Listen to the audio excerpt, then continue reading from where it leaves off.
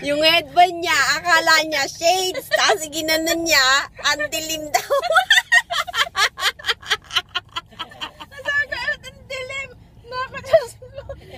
Akala ko kasi, nasanay ako may gano'n. Ay! Natapo ko tuloy siya. Aray! Aray! Diyos ko po, Diyos ko. Isa naman, nagke-candy crush sa likod. Aray ko. Diyos ko. Ang sakit sa ulo. Naku. Abay, wow, mali yun. Dito mo nga sa iba. Bigla ako sumigat ng araw. Ay, sigat ng araw.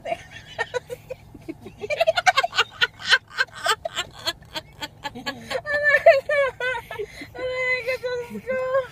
Ba't nga ganun ano? Talaga. Nabutan nga ako ni Albert ng tissue kanina eh. Bakit? Kasi ko yun sa, ano yun? Sa dance. Hindi, tsaka sa praise, ano.